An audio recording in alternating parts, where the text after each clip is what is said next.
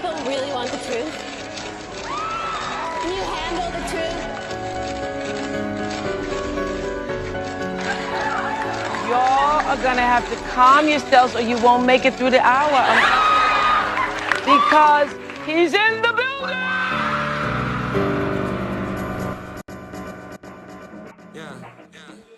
Juicy sweatsuits, doing lines in the restroom. All y'all dressed to impress. Hello and welcome to Season 2 of Do You Remember This? A podcast where we look back on all the stories from Hollywood's best-worst decade, the early 2000s. A time in history when America found out that with a trust fund, a sex tape, and a dream, you too could become a star. I'm your host, Darlene, with a new episode entitled They Found Love in a Hopeless Place, the Tom Cruise and Katie Holmes story. As I create today's episode, I do so in my home, which is mere blocks away from a Hollywood landmark. It's not the Getty Museum or the La Brea Tar Pits or Grauman's Chinese Theater because, ew, Hollywood and Highland is not a place where people should live. The landmark that I'm talking about has a dark history, and its presence looms over the neighborhood of Los Feliz, which is just east of Hollywood. Big Blue, the colloquial name for Scientology's headquarters in Los Angeles. It got its nickname for obvious reasons. The impressive Art Deco-style building is entirely painted in one shade of vibrant blue. At the top, enormous gold letters spell out the word Scientology with an elaborate gold crucifix above it. Some people say Big Blue looks sinister. Some say it's an eyesore. I say it's camp, honey. Katy Perry should have dressed up as it for this year's Met Ball. It looks like Dracula Smurf built a castle in a rapidly gentrifying neighborhood, and I think it gives the area a touch of spooky whimsy. All the best cults experiment with a bold color scheme in one way or another. I say, if you're going to manipulate and abuse people, steal their savings, and separate them from their families, you might as well approach it with a sense of play. Of course, no one takes more impish delight in human rights violations than Tom Cruise.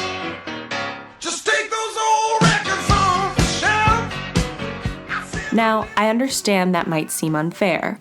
I sometimes forget that most people don't know much about Scientology, and if you're largely unaware, you could assume that I'm disparaging someone over their religion. Well, I'm not. It's a cult. I could go into the details, but Saint Leah Remini has already done that legwork, so I'll just guide you to her A&E show for some supplemental viewing. If you already have a working knowledge of Scientology and agree that it's a cult, you might be asking why I would choose to dunk on Tom Cruise, who could be considered a victim in this situation.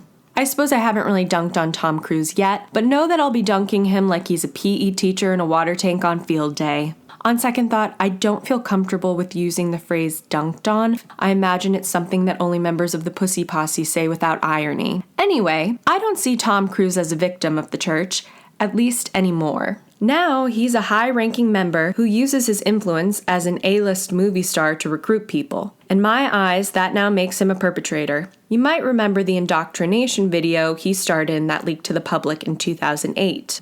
Being a Scientologist, when you drive past an accident, it's not like anyone else. As you drive past, you know you have to do something about it because you know you're the only one that can really help.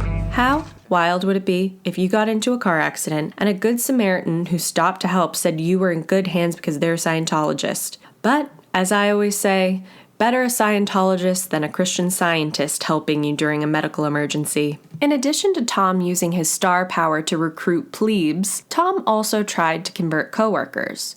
While filming the 2005 Steven Spielberg movie War of the Worlds, Tom put up a tent on set that cast and crew members could visit to learn about Scientology. It's insane that Steven Spielberg would allow that on one of his sets, and speaks to the power of Tom Cruise at that time that he could knuckle a director as powerful as Steven into allowing something so inappropriate. In fairness, at this time, Scientology wasn't so widely known as a cult. Actually, it was Tom Cruise who would end up inadvertently bringing a ton of bad press to the church. Regardless, the last thing a movie with hundreds of background actors needs is a tent filled with hungry Scientologists. It's a fact that the people most susceptible to joining a cult are Hollywood extras. Tom saw an opportunity to shoot fish in a barrel. He wasn't hoping some lifelong Catholic Teamster Union crew member would suddenly start bowing to Xenu. He wasn't hoping to get Tim Robbins to convince Susan Sarandon that L. Ron Hubbard had some salient points, though I will say it doesn't seem out of the realm of possibility for her. No, he was aiming for the most vulnerable among us. The final reason why Tom Cruise is culpable is the fact that he is best friends with the head of Scientology, David Miscavige. David is a cheeky, violent little hellion who feeds off the souls of the living. His wife, Shelley, has been missing for 10 years. No one has seen her for 10 years. He says she's cool, just doing her own thing, a little eat, audit, love journey, but she is actually missing. If you don't know about Shelley Miscavige, look into it because she is a missing woman that no one is looking for. Sorry, this story has many tentacles, but David Miscavige is a cult leader who rules in the same way that all cult leaders do, with manipulation and an iron fist. Tom Cruise is his best friend. He's seen firsthand the way David treats people. In fact, Mike Rinder, who was a very senior executive of Scientology but has since left the church, said to Vanity Fair that the relationship between Tom and David is not what you'd expect between someone who claims to be a leader of the church and one of its adherents. Miscavige treats Tom Cruise like his best buddy and confidant, his number two. That would be like the Pope saying Robert De Niro is like the College of the Cardinals. Mike Rinder is Australian, and I thought I'd try on the accent. It's not my best, but it does feel good in my mouth. So with that preamble, we'll embark on another preamble as we navigate Tom's love life before Katie, which will end up informing many aspects of their future relationship.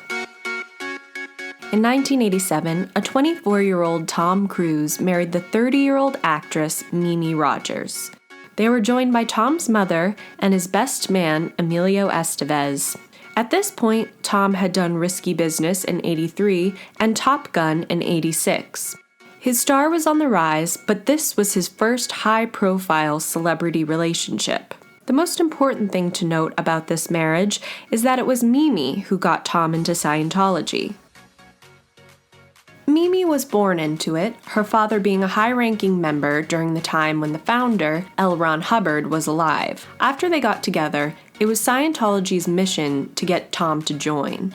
But once they did, Mimi's father left the church and was deemed an SP, or a suppressive person. SPs can either be non-members or former members of the church. Technically, they're people who seek to derail the efforts of people trying to better themselves. Really, they're just people who are onto Scientology's bullshit and could potentially convince an active member to leave the church. When someone is labeled an SP, it is demanded that Scientologists cut them out of their life or, quote, disconnect. It doesn't matter if it's your parent, child, best friend. So in Mimi's case, she was expected to disconnect with her father. She didn't, though, and Scientology started to get worried that she might leave the church and take Tom with her. But they needed his celebrity status to elevate them, especially since his star rose after Rain Man in 1988. So, by 1989, David Miscavige made it his mission to break them up. When Tom confides in him about an actress he's attracted to that he met on the set of Days of Thunder, David encourages him to cheat on Mimi.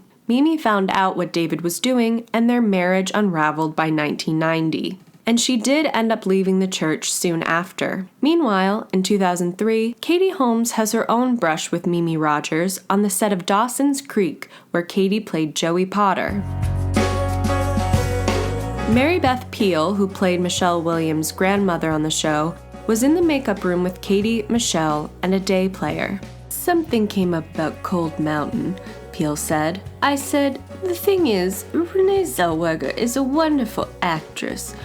What has she done to her face? When that first movie she did came out about the sports guy, she was a normal person and so disarming. Somebody said Jerry Maguire. Yeah, I said. Looking in the mirror out of the corner of my eye, I saw Katie making the motion for me to zip it. So I stopped talking. Nobody said anything. When the woman who was the guest actor was finished with her makeup, she left the trailer. The minute she did, all the others attacked me for talking about Tom Cruise. The woman had been Mimi Rogers. Then Katie launched into a big spiel about Tom Cruise being married to Mimi Rogers, Scientology, Nicole Kidman. She knew everything about him. She said, "I have had a crush on him since I was 15, and his posters were on the walls of my bedroom." She could not stop talking about Tom Cruise. This was way before they got together, but she was certainly ready for him. She certainly was, but it would be another 2 years before preparation would pay off and she would meet Tom, the alien worshiper of her dreams. By the way, for inquiring minds, Mary Beth Peil played Peter Florrick's mother on The Good Wife. In the article, she goes on to say that working with Juliana Margulies was, quote, heaven, and Chris Noth was a bastard. Though Mimi was now in the rear view, David Miscavige now had a new set of problems in Tom's new love, Nicole Kidman.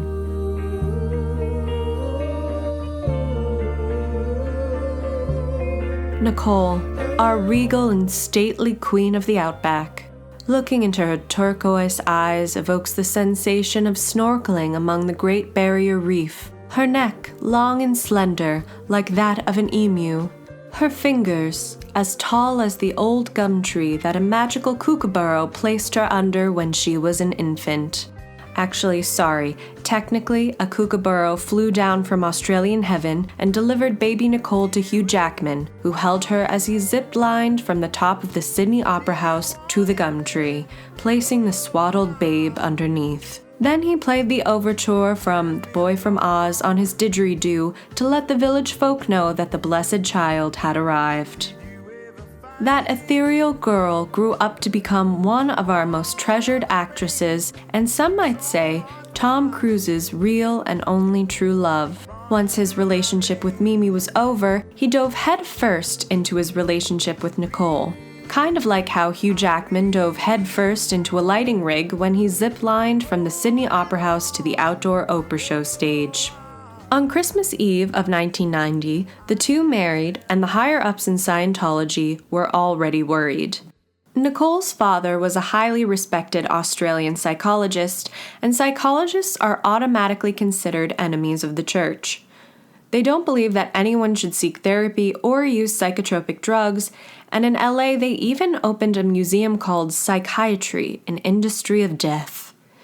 If you'll remember, Tom and Brooke Shields got into a feud after he publicly blasted her for going on antidepressants to treat her postpartum depression. And as far as the Brooke Shields thing is, look, you gotta understand, I really care about Brooke Shields. I think here's a wonderful and talented woman. And I want to see her do well. And I know that psychiatry is a pseudoscience. But Tom, if she said that this particular thing helped her feel better, whether it was the antidepressant or going to a counselor or a psychiatrist, isn't that enough? Matt, you have to understand this. Here we are today, where I talk out against drugs and psychiatric abuses of electric shocking people, okay, against their will, of drugging children with them not knowing the effects of these drugs. Do you know what Adderall is? Do you know Ritalin? Do you know now that Ritalin is a street drug? Do you understand that? The difference is this was not against her will, though. But this wasn't against Brooke's will. Matt, I'm asking you a question. I understand there's abuse of all of these things. No, you see, here's the problem. You don't know the history of psychiatry. I do. Because of her father, Nicole was dubbed a potential trouble source, which she was.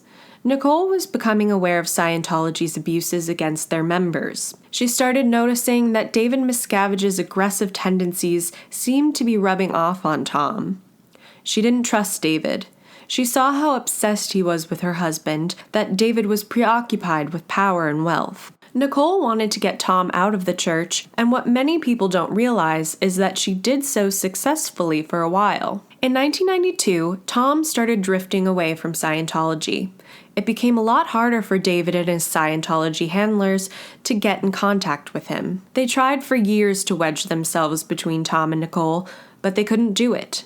In 1996, Tom and Nicole left to film Eyes Wide Shut. The shooting process was the longest film production in history, spanning an uninterrupted 15 months. During that time, Tom essentially lost all contact with the church. They did everything they could to bring him back to Scientology with the same commitment he once had, but nothing worked. It wasn't until Tom needed their help did he ever return to the fold. Allegedly, and I say allegedly because I imagine I'm wading into slander territory, in 2001, Tom got the idea that Nicole was cheating on him with her longtime Australian friend, Russell Crowe. Tom called his Scientology handlers in the midst of a downward emotional spiral. They jumped at this opportunity, getting him into emergency auditing sessions and arranging to have Nicole's phone tapped and also hiring private investigators to follow her. There's no official report of what they found, but he filed for divorce soon after and returned to the church with a newfound devotion. After Nicole, Tom dated Penelope Cruz for 3 years after they filmed Vanilla Sky together, which premiered in 2001. They broke up because though Penelope took a few Scientology classes, she was never truly on board with it. Tom was getting frustrated that his relationships kept dissolving because his partners weren't devoted to Scientology like he was.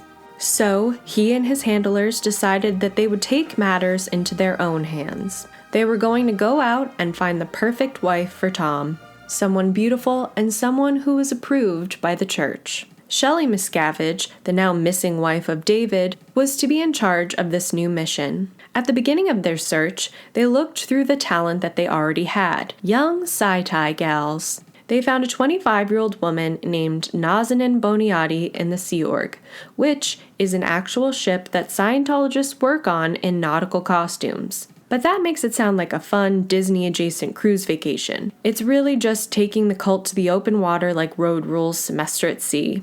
Same abuse and forced manual labor, just add Dramamine patches and JAG cosplay. Looking for a wife for Tom at Sea Org was a good instinct. The people who participate are the most hardcore Scientologists. Nazanin, or Naz for short, was born into the church, which was perfect for Tom. The only thing that wasn't perfect was she had braces and a boyfriend. So they convinced her to dump him, and then they took her braces off early, which is such an unfortunate waste of money.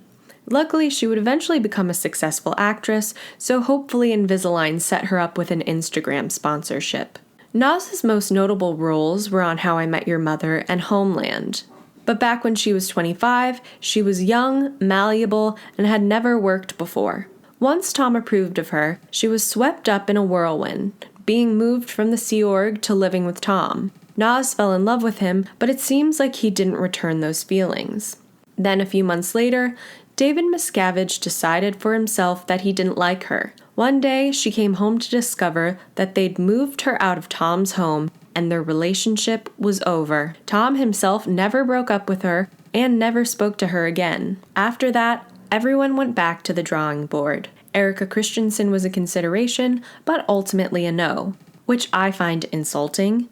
Like what, Tom? Were you not a Swim fan? Was the Banger Sisters not highbrow enough for you? And don't get me started on Elizabeth Moss, who I always first call Elizabeth Olsen, despite Elizabeth Moss being one of the great talents of our time besides Michelle Williams. Listen, I do not love that Elizabeth Moss is a sci-tie. It's like finding out your fave is an anti-vaxxer. Luckily, it was really easy for me to throw out the art with the artist when Jenny McCarthy invented measles. But it's much harder with Lizzie. The One I Love is one of my favorite movies, and Her Smell is now my favorite movie, and it is a performance for the ages, and Elizabeth Moss could be a Sandy Hook truther, and I would look the other way. It's the closest I'll ever get to understanding the plight of the cerebral young white male being told he can't like Woody Allen anymore. Anyway, I can't recommend Her Smell enough. Tom Cruise would be so lucky to marry her. After exhausting the lady sci-fi possibilities, Tom made a list of non-secular Hollywood women he was interested in. His handlers reached out to women under the guise of having them come to the center to audition for a role in a movie with Tom. According to a former high-ranking Scientology source, they went for Jennifer Garner, Scarlett Johansson, and Jessica Alba, in that order. Jennifer and Jessica didn't bite, but Scarlett took the bait and came in for an audition. When she arrived at the address and found out it was the Scientology Center in Hollywood, she freaked out and didn't do a tape. Last June, this anecdote was brought up by a former Scientologist, Brendan Tye, on the Megyn Kelly Show, #RestInPiss, and Scarlett Johansson responded with an official comment to Vanity Fair saying, "The very idea of any person auditioning to be in a relationship is so demeaning. I refuse for anyone to spread the idea that I lack the integrity to choose my own relationships. Only a man would come up with a crazy story like that." So it was her integrity that led her to choose a relationship with Colin Jost? Okay. I guess she's being defensive because she doesn't want it to call into question the sanctity of their union together. However, the evidence is there that Tom auditioned women to be his wife, and that's how he met Katie Holmes. After Katie left Dawson's Creek in 2004, the 26-year-old did a now infamous interview with 17 magazine that ended up changing her life forever. In it, she talks about her engagement to actor Chris Klein, saying, "I think every little girl dreams about her wedding. I used to think I was going to marry Tom Cruise." And just like that, her intention was shot into the universe. It was still over a year until Oprah would introduce America to The Secret and the Law of Attraction, but Katie was about to manifest her deepest desire. Take my breath away. This concludes part 1 of this episode. Next week, we'll continue with part 2. Les Do You Remember This is researched, written, narrated, and edited by me, Dara Lane. If you haven't already, please subscribe on iTunes and leave a rating and review. You can follow updates on the pod on Instagram and Twitter. And please, if you like the podcast, share it. Tell your friends. It's true what they say. It takes a village to make me famous. If you have any questions, comments, or show suggestions, please email lesdoyourememberthis@gmail.com. So you're invited to come back next week.